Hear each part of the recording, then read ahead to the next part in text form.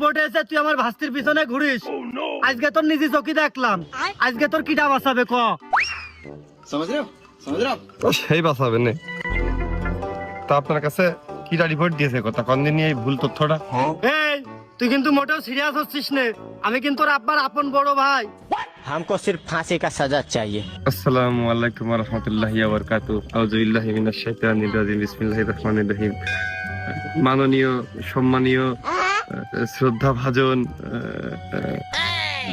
জনাব ওর আব্বার বড় ভাই, আপনি ভালো আছেন? ওয়ালাইকুম আসসালাম, ভালো আছি। তাই বলে তুই মোটেও মনে করিস না আমি কিন্তু ভুলে যাবে না বা আমার রাগ কমে যাবে না।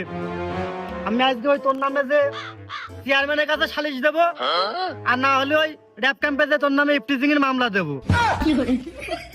ইফতিজিং মামলা নাকি? জিন্দগি বরবাদ हो गई।